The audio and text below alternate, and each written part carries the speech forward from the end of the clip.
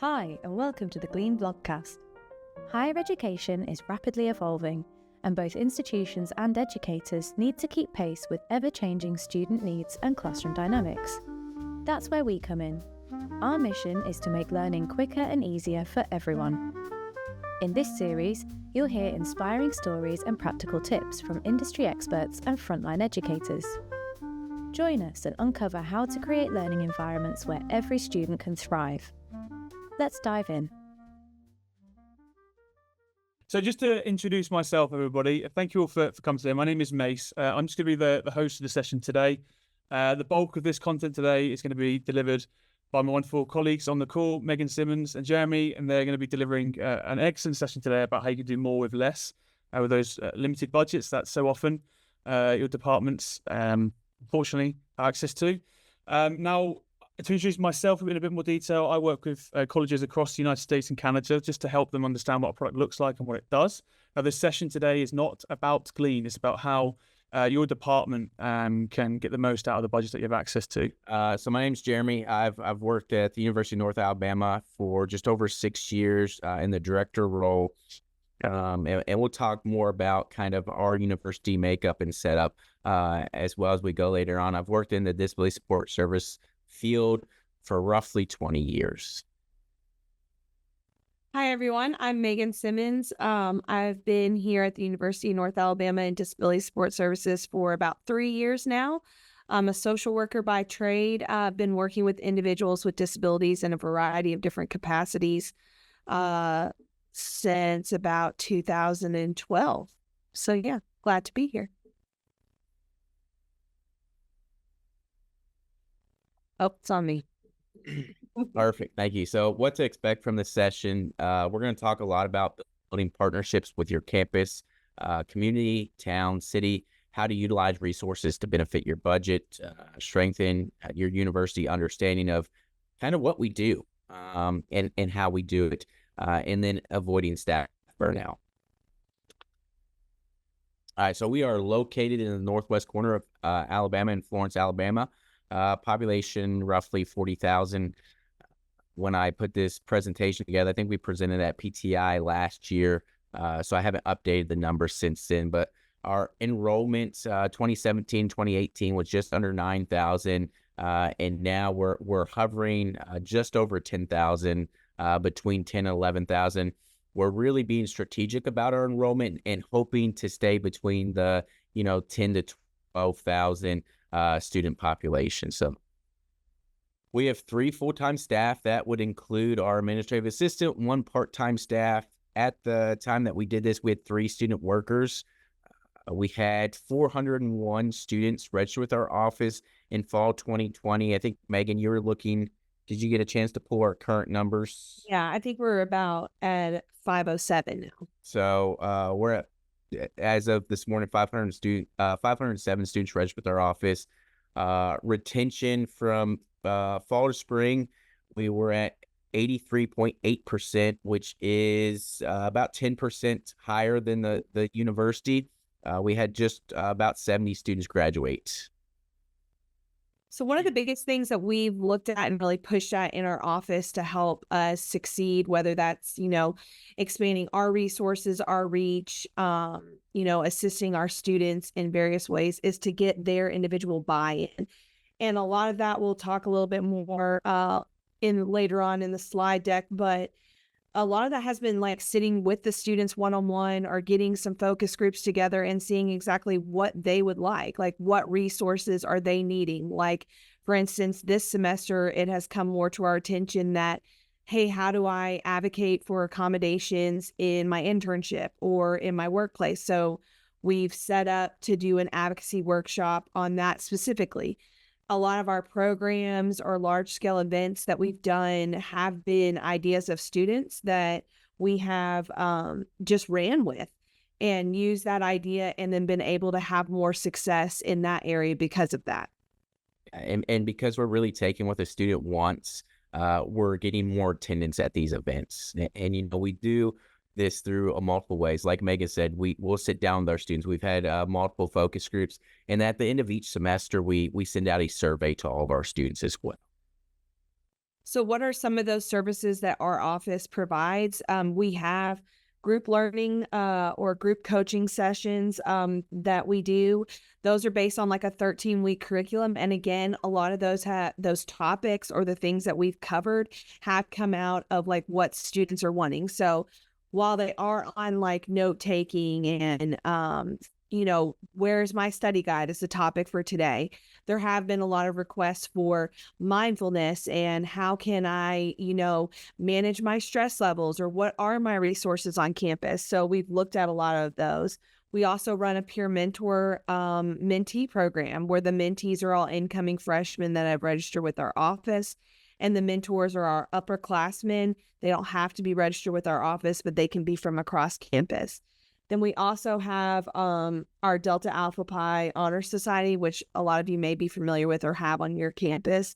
One of the things that I think Jeremy and I did about a year ago, which was register them as a registered student organization for our campus. And in doing that, that allowed us to be able to have them ask for allocations and tap into a larger budget, which has allowed us to do larger scale programming. And because like what we're talking about today is our budget is limited and our reach can be limited, but by doing that and tapping into some different areas, that allowed us to not only get the students involved in what they want to do, but be able to have more resources to make those events more successful. Yeah, and this is on top of all the just our regular services that we offer as well. We do individual coaching. We provide academic accommodations for the classroom. We provide accommodations for testing. We provide housing accommodations on top of these services as well. And, us registering our student as a student organization really helped us because just to kind of give you an example, I have 2 students that take 60% of my budget with the accommodations that we have to provide to them. So we just kind of highlighted some of our programs here that we do pretty much yearly, and then we kind of sprinkle some more things in there. A big thing that we do during Diversity Education Week or Disability Awareness Month is our Person First, Identity First pledge. Looking at that, bringing that awareness to campus. We have had a lot of success, and the students really like our students to have the student experience panel where students can share their experience as having accommodations here on campus. It's not scripted. They're able to really spread great awareness that way. Get to know your resource event. We strategically did that as a scavenger hunt. So one of the big things that we make sure that we do on our campus is partnering with other departments, organizations, when we're doing a lot of these large scale events, one, for budgetary reasons, and then, for the overall success and, the number of people that it's going to reach. So with the resource scavenger hunt, that is like a mega, combination of departments that are able to participate and also get what they do out of it. So the students will go around and literally have a scavenger hunt card, and they can go get it stamped off and just grab a little bit of information from not only our office, but what does our MBA office do? What does, our financial resources office do? All those kinds of things. So that's just kind of a little bit of what we do. We always typically do a kayaking event, partnering with our adaptive rec program, making sure that everything is, adaptable and those students can combine. And then we have a self-advocacy workshop, like I talked about before, that we do each semester. Yeah, and with the support service scavenger hunt, we have over 20 offices that participate in that across campus. And like Megan said at the past slide, because we were able to register our student as a student organization, a student group, we're able to provide handouts, giveaways, food at these events as well to incentivize students to come to these events. So for the support service scavenger hunt, we handed out, was it 2 Beats headphones and an iPad? Yeah. At the scavenger, at the Just Keep Kayaking that we partner with our adaptive rec class to make sure that, we have to be mindful of our events and make sure that they're inclusive and accessible for all. T-shirts are really big, but we're able to barbecue and cook out for all the students. You know, start the semester popping, we get sunglasses, and those are gone in like 5 minutes. Those are a really popular event. And then our diversity student panel, or awareness panel that we do during Disability Awareness Month as well, are very well attended events, because we're able to hand out things that we're able to allocate through this funding without using money from our budget. Absolutely. And just, looking forward to the future, people have already reached out to us before we've even picked the date for these events on how they can partner. We have a community resource that's offered to pay for all the food and everything for our kayaking event. And we've got some book scholarships for our scavenger hunt. So even though this will be our third time doing it, as you continue to build those relationships, those things keep kind of rolling in. Yeah, and the vast majority of our events come from our students. We do a school supply drive. We don't have a big hub of school supplies, but we've had a number of students reach out to us saying, hey, I don't have funding. I just bought all my books for just basic school supplies at the beginning of the semester. So now we partner with other organizations and other offices on campus where we do a school supply drive the beginning of every semester. So some things to kind of keep in mind, or things to know, is, excuse me, like your campus culture, like we were talking about before. Who can you partner with? What does your campus prioritize? Like, what are the campus buzzwords at your campus? Like, as we all know, politically, they all change and, evolve. That was definitely something I had to learn, kind of like a growing curve with coming into a university setting, to know, like, what are the priorities, who are the champions on campus. And a lot of that is tapping into like your student organizations, or, even your student governing body. They've been able, RSGA has come and talked to us about ways in which they can help, but knowing how to kind of get in and get in front of some of those key players. And then it's important also to know who are your headaches. I'm going to let Jeremy talk more about that. Yeah, so know those offices that just historically give you a difficult time. And we're very mindful of those offices to make sure that we do have champions in that office, because we do get some pushback from those professors, or specific majors that are going to give you some pushback on different accommodations. Just being mindful of that, so that you can say, hey, I completely understand what you're saying, but here's why this student needs the accommodation. And we always talk about the necessity and the barriers that the accommodations eliminate for the students. And I'll be completely honest with you, knock on wood, we've done our tour of offices. We do about every other year. And so thankfully, since we've started that, our headaches have decreased. Mm-hmm. And then, like, who has money, and being strategic about our partnerships.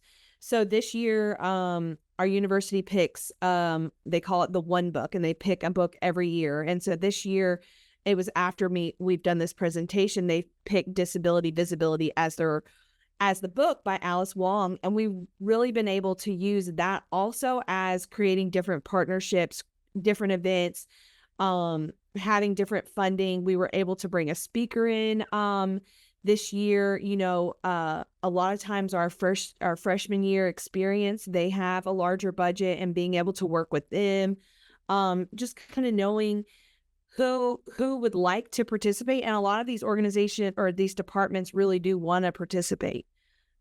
Yeah. So, who's trending on your campus, what offices are trending, and then what offices are on a downward trend, on your campus and nationally as well, making sure that you're taking into consideration the political climate, within your state, within your region, and that can help with your funding. So we've reached out to other offices that are on the upward trend within our campus and within our state, so that we can pull from some of those funds that they're able to utilize at the moment, because they're a popular office, they're trending. And so we are very strategic about who we partnership with in our campus community, then outside our campus community as well. So campus buy-in.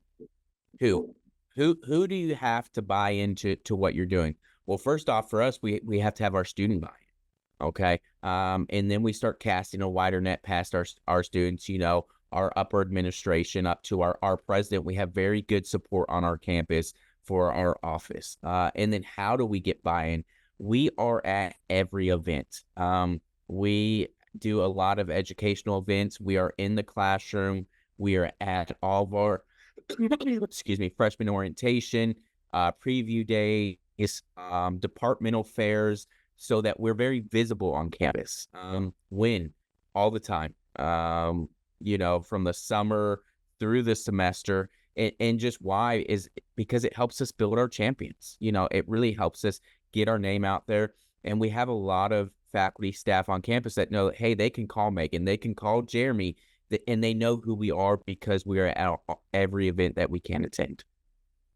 One of the areas, that we've really grown to, and our office has done a great job at reaching out to our community, not just our campus community, but like Jeremy was saying, we're located in Florence, Alabama, which is a lot of times considered the Shoals. So looking at our community at large and how we can better, streamline our process for accommodations, letting students that are in transition programs or transition situations between looking at their accommodations between high school and college, like how can we support them? How can we get in front of their face, even if they're not coming to UNA, knowing what steps they need to take best. So we've developed a lot of those relationships with our local high schools. I can name of about 4 that we've gone to at least this year. Another area in which we tapped into this year is our JAG program in some of our county schools, which stands for Jobs for Alabama Graduates, or it's a national, initiative. And we were able to go and talk about not only if those students are going to a community college or going to college, but what does it look like when we advocate for, accommodations in the workforce, in internships. And then also this allows us to, talk about our process, how you can come into college and request accommodations, and then getting those parents involved, answering any questions that they may have, any reassurance, letting them know about some of our enhanced services programs to get their students engaged, and kind of easing some of those anxieties that they have with the transition. Yeah, and don't cringe when we say get the parents involved, because it's not like, hey, if your student comes to our universities, here's what accommodations that they're going to get. They have to go through the interactive process for that. But it's just educating them on the process, educating them on the difference between high school and college. And we'll talk a little bit about that later on. And then, when Megan said streamlining our process, when we moved our process all completely electronic, so that it's easier for the professors, it's easier for the students to request accommodations, it's easier for the professors to get the accommodation sheets and get them back to us. So who has funding? We've talked about this before, the student allocations. We utilize student allocations multiple times a year. I would say for each semester, at least 3 to 5 times, we're able to utilize student allocations for events that our students want to have on campus. We just open them up to the campus community as well. And there's a process that all students have to go through that request allocations, and we go through that same process because our student organization. And who has money? Athletics, Mitchell West Center for Social Inclusion, Academic Affairs, TRIO, IT. Our IT office actually pays for some of our assistive technology that we have students that utilize on campus, because they are on campus computers in campus computer labs. So that's a cost that we don't have to incur. Going back to when I said 2 of our students take up to 60% of our budget. So any additional money that we can get from other individuals help us out. We go along to campus offices, we go to departmental meetings and build those relationships, foster those relationships. Miss Megan talked about community earlier. We've gone to 4 or 5 high schools already this semester. Our foundation office, our vocational rehab ADRS office, local police departments, again, just to build those relationships. So we're able to have these enhanced services and make them successful through the relationships we've had, by reaching out to local high schools, by reaching out to, we have a contact in Lister Hill that did a financial literacy workshop for us. Like Miss Megan said, one of our upcoming events for this semester, when we partner with our adaptive rec class, we had a community member step in because of their relationship with our office, because they've seen us out in the community. They've seen us at different events and say, hey, we would like to partner with you for that event. So we're going to go ahead, just tell me what you need. Miss Megan's done a really good job of partnering with a local pizza company here in the shows where we're able to get free pizza. And there were multiple offices on this campus. We first got the contact through our athletics office. But I think we are the only office left that are still able to get free pizza because of our relationship that we partner, and we don't abuse it. Don't abuse your partnerships. I think we do between in the course of a year, we ask for 2 to 3 events for them to sponsor. And they'll give us anywhere from 5 to 20 pizzas. I think the most that we've requested was what, 15, Megan? Yeah. So, kind of like what we were talking about before, these are some of our goals that we have, not only for our students, but what we look at when we're looking at our community involvement and kind of alleviating some of that is like, like Jeremy was saying, streamlining our process. When we've been able to go out to the communities and talk to, high schools about, what our process looked like, and it being an online application and what they need to provide. It allows our students to feel more prepared. And like Jeremy was saying, not over parent involvement, but for the parents to be aware of what that process looks like and how they can best support their student to kind of loosen up those reins and allow them to do the accommodation process. And then we provide a lot of clarity on the differences between high school and college and modifications versus accommodations. Yeah, that's a big conversation that we have, especially with all of our incoming freshman orientation groups. We partner a lot with our admissions office. We have students coming through our office all the time talking about the big difference between K through 12, where they can modify classes and they guarantee success, in college, where we guarantee access. You're still held to the same standards as every other student. We provide accommodations that eliminate barriers based on your diagnosed disability, and that, again, the conversations that we're having with parents as well. Hey, they had a 504 plan, they had an IEP, or they went undiagnosed in high school. What's that look like in college? Okay, your 504 plan, your IEP doesn't just immediately transition to college. You have to self-disclose and self-identify it at an office like ours. And then we're having a lot of conversations in high school and at college, because it's been a hot topic for our students about receiving accommodations in the workplace, whether that's an internship, whether that's student employment, or if they're just going directly into the workforce. Yeah, so looking again, at some of those partnerships and, kind of going above and beyond as far as like, sometimes they may call upon us to do interview skills with students. It may not always be us, talking verbatim about what our office does or what maybe they could partner with our office, but in building that relationship, it also is very much a give and take in that, we may go assist with mock interviews, or we may just go tour, or, building those relationships. We've really done that with our Florence High School. And we are always involved in their mock interview day to kind of help those students know kind of what to expect when they are going on interviews, whether that be meeting with an accommodation specialist or, preparing for an internship opportunity and what that looks like. And we work really well with our vocational rehab services here, helping them as much as we can, as far as them understanding our process and what it looks like for our students, and then having that open line of communication with them as far as that goes.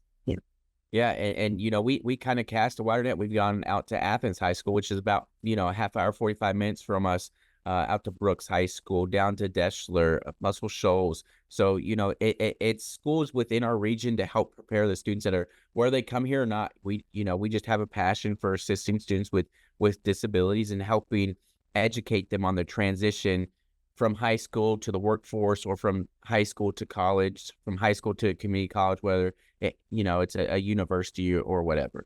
So being proactive, we really start, these schools start reaching out to us about junior year making contact with us. And that's when we'll start working with those students on their mock intakes or their mock interviews. And we'll see that progression up until their senior year, broadening their horizon, be more inclusive to all students. So making sure that, we're just not reaching out to the students that have the resources, making sure that we're assisting, students that may not necessarily have that resource, so that we can educate them and go into transition nights as well.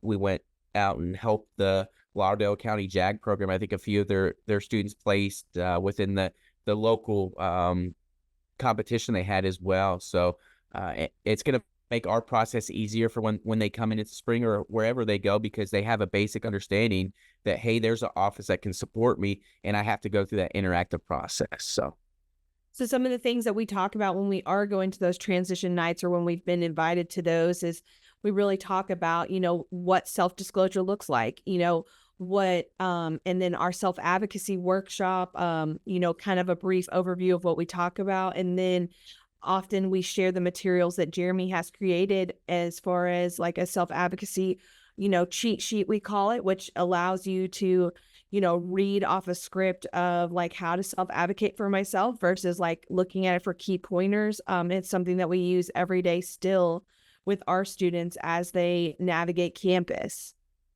Yeah, we were able to create something a number of years ago, our self-advocacy workshop, because it was a high need for our students. And some of that came from, we have a self-advocacy cheat sheet.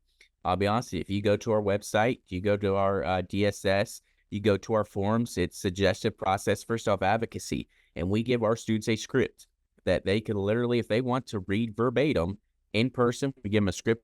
It's in an email, it's in a Word document, so they can literally copy and paste. And there is fill in the blanks where they can literally put their name, put their class, receive the accommodations from, whatever office. If you have any questions, let me know. Tapping into a lot of these resources. Housing has a lot of money, ADRS, but partnering with them. We'll do some partnership we have our diversity ed week coming up with housing in April. Do some partnerships with other offices on campus as well. But student engagement we had as well. We use a lot of funding through student engagement that doesn't come specifically from our office. We have a pantry on campus as well, where we provide students our food and then basic hygiene, basic needs as well. And we have kind of a little satellite location in our office where students can grab and go boxes if they have some food insecurity or some food needs. We also, because of our partnership with the pantry and student engagement, I think a stack of 10 gift cards in my office that we are able to give to our students in need, because a lot of our students, we've realized, utilize those services, so we've partnered with them. I have a stack of meal vouchers that are good through March right now that we give out to our students that may have some issues or with securing lunch or dinner, whatever that may be, just through our partnerships. Athletics has been one of our biggest sponsors of the year, and that's really how we're able to get some of those, that pizza relationship and other things. Financial services has been tremendous, helping our students navigate, especially the new FAFSA that's come out here recently.